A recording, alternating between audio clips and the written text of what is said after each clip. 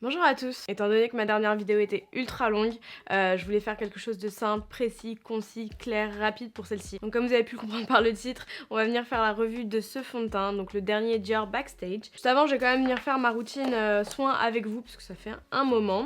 Donc là, j'ai absolument rien sur mon visage. J'ai reçu d'Estée Lauder, donc ces deux produits-là. J'ai reçu le gel pour les yeux et la crème hydratante. Donc le gel contour des yeux, déjà c'était un produit qui m'intéressait énormément. Si vous me suivez depuis un certain temps, vous devez savoir que ça fait un très long moment que je cherche le contour de l'œil parfait. Donc ça tombait bien, je voulais vraiment essayer celui-ci. Donc c'est un gel contour des yeux, rafraîchissant, antioxydant et hydratant.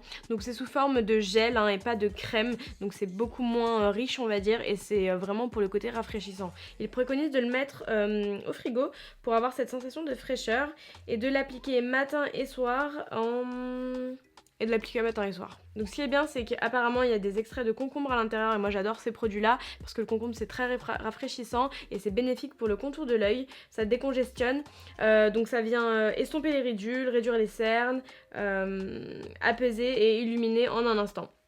Donc c'est de la même gamme du Estée Lauder Day Wear Matte que je vous avais déjà présenté sur ma chaîne, donc pour les peaux grasses, mixtes à grasses. Et là du coup on est sur un hydratant multi-protection. Donc celui-ci il s'applique comme un gel hydratant, tout simplement. Vous voyez la texture elle est un petit peu, je sais pas si vous allez la voir, elle brille, c'est un gel en fait. Et on l'applique exactement comme tous ces gels, en tapotant et en étirant la matière vers l'extérieur. On vient jamais faire de mouvement comme ceci, ça bloque la circulation et c'est vraiment pas bon. Donc il faut vraiment le faire uniquement d'un sens. Donc à première vue c'est très très frais, mais bon vous connaissez mon avis et mon ressenti sur les produits des yeux. Moi jusqu'ici il n'y a vraiment rien qui a fonctionné sur moi, il n'y a vraiment rien qui m'a réduit ma couleur violacée de mon cerne. J'espère que je l'ai bien prononcé cette fois-ci. Et du coup, voilà, c'est pas que je suis sceptique, j'espère que ça va marcher, mais je peux pas me prononcer dessus, je peux pas vous dire si ça fonctionne, etc. En tout cas, l'effet de fraîcheur, l'effet rafraîchissant est là, et c'est très agréable à appliquer. Pour l'instant, il n'y a pas de point négatif. Je ferai de toute façon ma revue dessus, Je ferai mon test dessus et je vous ferai une petite revue dans un mois pour vous dire ce que j'en ai réellement pensé. Parce que comme je vous ai dit, les soins, moi je peux pas vous dire ce que j'en pense directement. Il faut au minimum l'avoir appliqué 1 ou 2 semaines. Bon, bien sûr, après il y a des produits dont on peut parler très rapidement parce qu'ils ont une action plutôt instantanée. Mais ce genre de produit-là, les résultats sont pas immédiats. Ensuite, du coup, on a la crème hydratante. Et là, c'est multi-protection antioxydante, crème hydratante 24 heures. Et c'est tout. Qu'est-ce qu'il y a d'autre? C'est un soin qui se veut si hydratant et si efficace qu'il lutte mieux que jamais contre les signes prématurés de l'âge. Protège la peau grâce à un puissant écran solaire. Ah, c'est bien ça. Testé dermatologiquement, non acnéigène. Je sais pas si vous avez vu dans mes autres vidéos, mais à chaque fois que je parle de produits, etc., je vous conseille très régulièrement et tout le temps de toujours choisir des produits non comédogènes et si vous pouvez non acnéigènes, parce que du coup ça va vraiment préserver votre peau de toutes les petites particules, de tous les ingrédients, de tous les composants, de produits chimiques, des produits de soins que peuvent contenir les produits de soins, où j'ai vraiment beaucoup de mal à parler aujourd'hui, je sais pas comment je vais faire. Bref, vous m'avez comprise, ça va éviter d'avoir des boutons, ça va éviter d'avoir des problèmes de peau tout simplement, d'avoir les pores plus élargis, etc. Toujours donc non comédogène, non acnéigique. Donc on commence. Donc là c'est pas du tout comme la crème que je vous avais montré, la Day Wear, c'est pas un gel. Je m'attendais à un gel mais en fait c'est vraiment une crème. Ça sent le concombre, ça sent super bon. Moi j'adore cette gamme là d'Estée Lauder. Ça sent le concombre, ça sent très très bon, c'est très rafraîchissant. Donc c'est une texture qui pénètre facilement, c'est agréable à appliquer. Je la sens pas lourde sur ma peau, je la sens pas collante. Donc pour l'instant ça va. Par contre à l'inverse d'un gel hydratant, ça sèche pas immédiatement, instantanément. Du coup faut quand même attendre 2-3 minutes avant d'appliquer son fond de teint, ses produits cosmétiques, etc. Pour les plus pressés, je sais que ça vous embête un petit peu, bon ça met pas non plus 4 ans, mais on le sent quand même. Et c'est un point à aborder. Après moi je suis une grande fan des produits Estée Lauder, je les utilise depuis je sais pas moi au moins 15 ans. Bon bien sûr j'essaye toujours d'espacer mes routines, je fais environ 2-3 mois des mêmes produits et je change complètement de marque et de gamme parce que la peau s'habitue très rapidement. Et si on veut que ce soit efficace, faut changer régulièrement tout simplement. Mais j'ai jamais été déçue des produits Estée Lauder. Et rapidement, besoin de vous là, vraiment très rapidement, je m'apprête à tester le fond de teint Dior, le nouveau fond de teint Dior. Donc je voulais savoir, est-ce que vous voulez que j'applique un primer avant pour juger de son efficacité parce que parce que beaucoup de personnes appliquent des primers, ou si vous voulez que je l'applique directement à même la peau pour que vous puissiez voir le résultat, le vrai résultat quoi. Ok, donc vous avez été nombreux à me demander de me passer de primer pour cette fois-ci. D'ailleurs, je vous remercie de m'avoir répondu. Vous êtes des amours, vous êtes toujours ultra réactifs. Si vous ne me suivez pas déjà sur Snapchat, je vous invite à le faire. Je vous mets mon snap juste ici. Et on commence tout de suite. Donc c'est un fond de teint pour le corps, mais également pour le visage. Il est en vente au prix de 39 € et il y a plus de 40 teintes. Apparemment, tout le monde peut trouver sa carnation avec ce fond de teint-là. C'est un fond de teint qui se veut très léger et qui est inspiré par les défilés de Dior, haute couture, etc. Donc si je vous lis un petit peu ce qu'il y a sur l'emballage, c'est un fond de teint ultra modulable qui va vous donner cet effet seconde peau, une couvrance remarquable qui va s'adapter à chaque zone du visage et du corps, qui offre une multitude de résultats, donc et un teint lumineux et un teint naturel en une seule application, ou alors un teint couture en 3 applications mais sans effet masque. Une texture ultra résistante qui va résister au choc, à l'humidité, à la pluie, à la transpiration, aux conditions les plus extrêmes apparemment, séance de sport, contact de l'eau, température extrême, environnement humide, ça c'est vraiment un bon point si ça tient ses promesses. Et un teint qui donne un éclat naturel même en photo. Donc il y a 3 façons de l'appliquer, soit vous le mettez rapidement juste pour unifier le teint au doigt, donc avec une seule couche, soit vous voulez une couvrance médium et dans ces cas-là vous mettez deux couches, 2 applications et vous utilisez un pinceau plat, soit une couvrance optimale en mettant 3 couches, donc 3 applications et en utilisant un pinceau rond. Donc on va voir ce que ça donne. J'ai 2 teintes, moi j'ai la teinte 3W et la teinte 2,5N. Ce qui est vraiment bien c'est qu'on peut l'appliquer...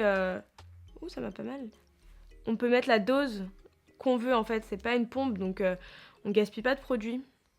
Ça m'a l'air vraiment bien. Ça c'est le 2,5 et de ce côté là je mets le 3W. Ouh là, ça c'est bien foncé quand même. Hein. Donc j'avais envie de... Je vais juste estomper un peu pour voir ce que ça peut donner. Qu'est-ce que ça sent bon! Ça sent trop bon. Je crois que le 2,5 il est quand même mieux. Hein. Donc un côté sera avec le Beauty Blender et l'autre côté avec un pinceau, le 104 de Zoeva. Et du coup j'applique sur la totalité de mon visage le 2,5N.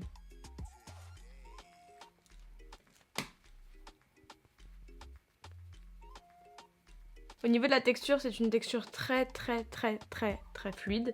Limite plus fluide que le NYX Total Control.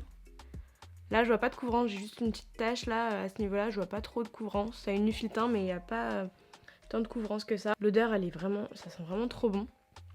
Ça s'étire super bien. Ultra naturel, il n'y a pas d'effet de matière, mais vraiment aucun. Ça couvre assez bien les rougeurs, je trouve.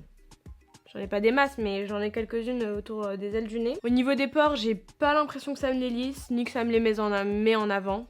Il n'y a pas de différence au niveau des pores. De l'autre côté, je vais l'appliquer avec mon 104. Hein. Bon, l'application est plus facile. Je trouve il est quand même super lumineux. Il sèche très rapidement. Bon, et des deux côtés, j'ai à peu près la même chose, la même couvrance. J'ai pas eu de plus de couvrance au Beauty Blender qu'au pinceau. Donc on est parti pour la deuxième couche du coup parce que j'ai vraiment envie de tester, de voir ce qu'il a dans le ventre, s'il promet vraiment une couvrance optimale. Mais là du coup si vous mettez qu'une seule application, il est ultra léger. Honnêtement c'est plus léger qu'une bébé crème. Si vous la comparez, par exemple si vous voulez le comparer à la bébé crème Herborian, je vous assure que la bébé crème est plus épaisse que ça. Hein. Bon.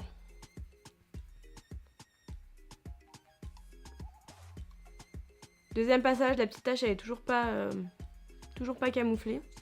Pourtant j'ai l'impression d'en avoir mis beaucoup. Alors je sais pas ce que vous en pensez, en tout cas il est bien lumineux, il est bien glowy. Il fait vraiment naturel quand même. Hein. Il est bien naturel. C'est-à-dire que même là en ayant mis 2 couches, j'ai pas l'impression d'avoir mis du fond de teint si vous voulez. Je le sens pas en fait sur ma peau. Il est beaucoup plus naturel que... beaucoup plus léger que...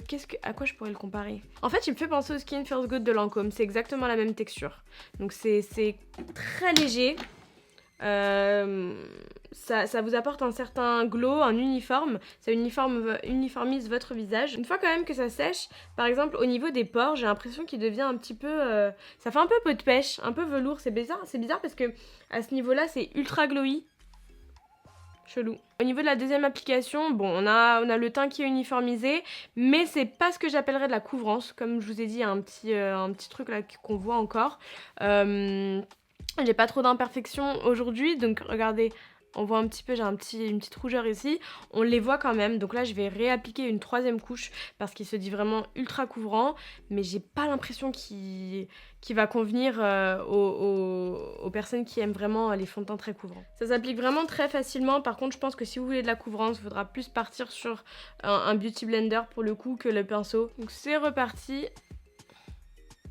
Par contre, il m'a pas du tout l'air de s'oxyder. Hein. Ça, c'est un très bon point. Je déteste, mais alors j'ai horreur des fonds de teint qui s'oxydent. C'est une atrocité pour choisir sa teinte et pour... même quand il évolue dans la journée, c'est chiant, quoi. On dirait que c'est un fond de teint qui va convenir aux peaux autant grasses que sèches. Aux peaux sèches, c'est sûr.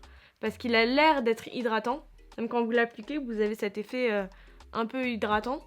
Vous le sentez de toute façon, comme il est ultra lumineux, la façon dont vous l'appliquez, vous le voyez tout de suite que c'est un fond de teint qui va venir hydrater la peau. Aux peaux grasses aussi, parce qu'une fois que vous l'appliquez et que vous le laissez, il sèche. Il n'est pas lourd sur le visage, vous le sentez pas en fait. J'ai vraiment l'impression que si vous poudrez correctement et que vous appliquez un primer, il va être bien quand même. Bon, au niveau de la 3e couche, je le trouve quand même couvrant, pas ultra couvrant, faut pas non plus abuser. Mais il est couvrant. Si vous avez quelques imperfections à cacher, il sera couvrant, il fera l'affaire, il fera le job. Mais voilà, il va vous apporter un côté ultra lumineux. Pour l'instant, je vois pas de marque, je vois pas d'effet de matière. Il a pas mis en avant mes pores, il s'oxyde pas et il est quand même très naturel. Vous savez, il y a toujours ce genre de fond de teint qui, quand vous allez les appliquer, déjà d'une, ils vont mettre en relief vos imperfections. Mais même aux endroits où vous n'avez pas d'imperfections, ça va mettre en valeur le grain de peau et le surdimensionner, qui fait que votre peau va pas paraître lisse et va pas paraître impeccable. Et là pour le coup avec 3 applications c'est vraiment pas le cas de ce fond de teint là. J'ai oublié de vous le dire du coup, mais là on est sur du 50 ml et là sur du 30. Donc quand vous comparez, il y a quand même 20 ml de plus. Ça c'est une matière un peu plastique, donc vraiment vous pouvez le jeter partout, ça se cassera pas. Et ça c'est du verre. Donc vraiment pratique pour voyager ou pour ranger, même dans vos placards, etc. Si vous avez les tiroirs Alex de Ikea, hein, c'est vraiment bien pratique. Bon, je vais continuer mon make-up et de toute façon je reviens quand je termine tout ça pour vous faire un update et je reviendrai après par la suite pour vous montrer l'évolution du fond de teint. Bon, j'ai tardé un petit peu à me maquiller, etc. Et bon, au niveau du rendu, je trouve qu'il a plutôt bien tenu. Bon, ça fait pas non plus 50 heures, mais ça doit faire 50 bonnes minutes. Au niveau du rendu en lui-même, avec l'anti-cerne, etc., je le trouve pas si naturel que ça finalement, mais c'est vrai que j'en ai mis 3 couches, faut pas oublier que j'en ai mis 3 couches. Je pense que uniquement lui tout seul, il donnera un bon rendu naturel parce qu'il est pas non plus hyper épais, il rend pas la peau granuleuse, on n'a pas d'effet de matière, il est pas... on le sent pas vraiment sur la peau. Au niveau de la couvrance, je dirais pas que c'est une couvrance haute, c'est une couvrance modulable certes, mais sa couvrance maximale, je pense que ce sera moyenne. Si vous avez des imperfections, des cicatrices, si vous avez des boutons rouges, je pense que ça va être compliqué de les cacher. Une chose qui est vraiment bien avec ce fond de teint là, c'est qu'il marque pas du tout les zones de sécheresse, parce que moi par exemple mon sillon nasogénien est quand même un petit peu assez sec en ce moment ces derniers temps, et il a pas du tout marqué ces zones là. Même en le mélangeant à d'autres produits, je trouve qu'il reste quand même assez lumineux. En termes de packaging, bon c'est un packaging en plastique, il est petit, il se faufile partout donc c'est pratique, mais ça fait pas luxueux. Mais bon, on peut pas avoir non plus le beurre et l'argent du beurre. Il fait pas du tout luxe, enfin quand on le voit comme ça fait pas fond de teint de luxe, mais après je vois pas tant l'inconvénient que ça.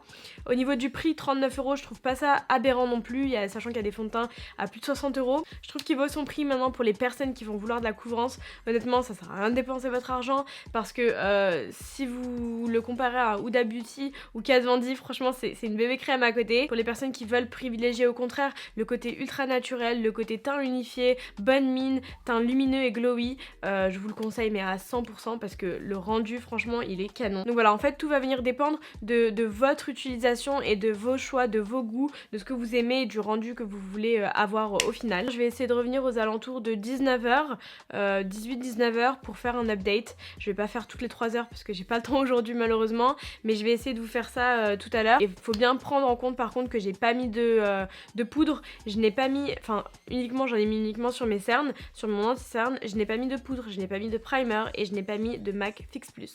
Donc là vraiment je l'ai testé dans sa nature pure et dure, donc on va voir. Après je sais pas si vous utilisez souvent des primers, dites-le moi en commentaire parce que moi, personnellement, je ne mettrais pas de fond de teint sans primer. C'est-à-dire que si je sors, etc. en journée ou Si je veux que mon teint tienne, je mets obligatoirement un primer. Mais je sais que c'est pas la grande majorité des gens et la preuve, enfin quand je vous ai demandé sur Snap, vous avez été nombreux à me dire non, teste-le sans primer, etc. Mais dites-moi pourquoi vous n'utilisez pas de primer. Est-ce que c'est parce que c'est un produit en plus? Est-ce que c'est plus cher? Est-ce que c'est parce que vous avez la flemme? Est-ce que c'est parce que vous oubliez? Ou enfin dites-moi un petit peu pourquoi en fait. Tout simplement, je suis un peu curieuse. On se retrouve après 9 heures de port de fond de teint. Je vous avouerai que je suis fatiguée, mais je suis explosée. Il est minuit, donc il me tarde de me coucher. J'ai absolument rien touché, fait aucune retouche, bon si ce n'est que mes lèvres. Ça a super bien tenu. Honnêtement, j'ai été choquée, ça a super bien tenu. Bon, habituellement, j'ai tendance à briller au niveau des ailes du nez, au niveau du front, du sillon nasogénien, du menton. Là, il n'y a aucune brillance. Je sais pas si vous allez pouvoir voir, je brille que au niveau du nez, là, à ce niveau-là, dans le creux. Mais j'ai aucune brillance là, ici.